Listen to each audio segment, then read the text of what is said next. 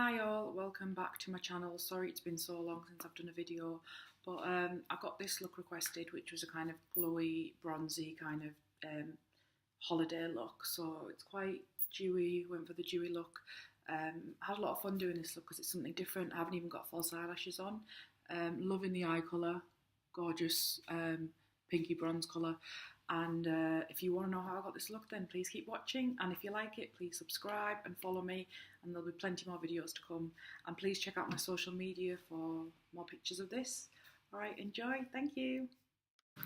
Here I am just applying my primer, which is a kind of a multifunctional product. It's the Juve Brightening Skin Corrector, which I love and will be listed in the bottom bar below. Just applying my EX1 Invisiwear foundation mixed with strobe cream from MAC to get that dewy finish. Mixing them on the back of my hand, then wetting the beauty blender with some MAC Fix Plus before stippling it all over my face. Setting it with some Hourglass powder. This is a very light kind of powder. I think it's diffused light, but all colours and shades will be listed below. It gives quite a nice effect, it's not too matte. So going in to prep my lids with MAC Soft Ochre to provide a neutral base for the colours, as the colours that I'll be using today are quite light. So this is the good old Morphe 350 palette, which is always sold out. Very excited about that. Using the lightest shade to just cover where we've placed all that product from MAC, just again to even out the base using a MAC 224 brush. Going in with that third colour from the top with a MAC 217 brush just to define my crease using small circular motions. Then going in with that fourth from the bottom with a Morphe M506 brush just to define my crease a bit more. Very precise brush this, but we can kind of outline the outer V of our eye and then go in with the MAC 224 brush to blend it all out, which you'll see me do in a moment. Or not, but that's what, oh there we go. Blending all that out. This kind of method does the work for you. And as this look is very soft, it kind of, you can't really see where one colour ends and the other starts. So you can get a bit messy here and no one will really notice. I like to hold my brow up when I'm doing this. Then going in to highlight the inner corner with that peachy orangey colour, and then I thought this was a bit too dark, so I used the shimmery light colour just to blend it all out. Now this is an amazing eyeshadow from Topshop. Spraying my flat brush with some Fix Plus. It's a rose gold tinted glitter look. Can you just see that there? It's gorgeous. Pressed it all over my lid. Then using a kind of taupey brown colour there to define my crease a bit more with a MAC 217. Now tight lining my eye with some black liner. This is a Marc Jacobs one, which is great. And then going over that on my eyelid with the Kat Von D tattoo liner. This is probably the best liquid liner I've ever used, and I hate liquid liner. I wasn't doing a flick or anything here. It was a very, very thin line just to kind of add a bit more definition to the eye, as it looked a bit bare, as I'm not wearing false lashes. So no flick, just following the natural kind of shape of my eye there. It does get a bit fiddly, but take your time here. As you can see, I'm definitely taking my time. Make sure it's even on both sides, and it's actually more difficult to draw a thin line than it's a thick line, funnily enough. So mascara, which was easy enough to apply. Tarte's Camera Lights and Lashes. Now just a kind of goldy bronze liner for the inner waterline.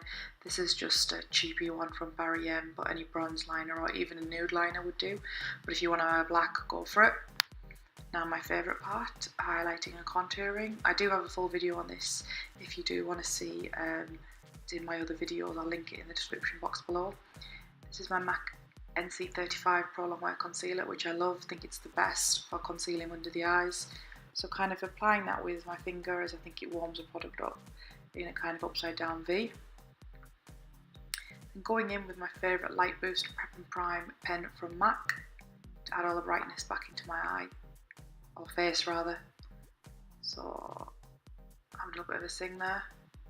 just kind of highlighting the areas where I want to bring a bit of lightness back into my face. Is when you apply foundation on its own, your face can become a little bit one-dimensional. So I like doing it this way, as obviously it brings more depth into your face. Highlighting the good old nose. Unfortunately, there's nothing I can do about that, or the size of that at the moment. And going in with a darker foundation stick, just to contour the areas that I want to bring shadow and darkness to. So around the outsides of your face, you want to make sure you're contouring them. On the centre of your face, you want to make sure it's light. I like to do down the sides of my nose. Again, this goes into a bit more detail in the other video. The tip of the nose, and then kind of gradually bring that to join your eyebrows almost. Now just going in with a damp beauty blender and blending all of that concealer and highlighter out. I love the beauty blender, can't live without it.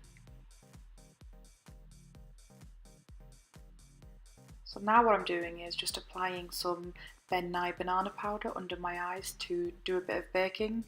Unfortunately not the edible kind, but the cosmetic kind. So this is where we're going to let our powder for our highlighted areas sit on our face and bake, so to speak, while I kind of do something else, which will probably be my brows and blending in the contour while this happens.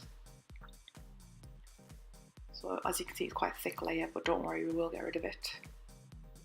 So just brushing out that contour with a dense brush. This is the Expert Face brush from Real Techniques. Absolutely love it for the bronzing, the contouring. And now I'm just using a bit of the Ben Nye banana powder, as you can see, to kind of cut into my contour a bit under the cheeks. That kind of gives a more defined kind of contour look. Makes it look like your cheekbones are just, you know, totally fleeking. Just applying a bit of that powder there on each side. You can see already it's kind of lifted the cheekbone slightly. It's a very precise job, so don't worry about it, take your time. It'll all get blended out anyway. Just using a small flat top kabuki brush just to blend out the nose contour. And I felt like my head got a bit too dark, so I just applied a bit of the Prep and Prime Lightboost just on the forehead there, and then I blend it out with a beauty blender. You can see how much shape is brought back into my face already. Now, while that bakes, I'm going to be filling in my brows with the Anastasia Brow Definer pencil. If you want to see an in-depth tutorial of how I do fill my brows, then please let me know and I will happily do that. Luckily I've got quite full brows, so I don't have to do much filling. But I've already done the one on the other side, so I'm just repeating the same onto this side. Now I'm just applying a bit of clear brow gel to keep them in place. Mascara will probably do the same thing. Right, here we're getting rid of all the powder now, so cake's out the oven.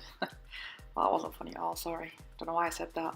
But yeah, we've got rid of all that powder, just brushed it off, and I'm using a stippling brush to blend it all. Now this is a great bronzer. It's from the Daniel Sandler Slim and Sculpt powder.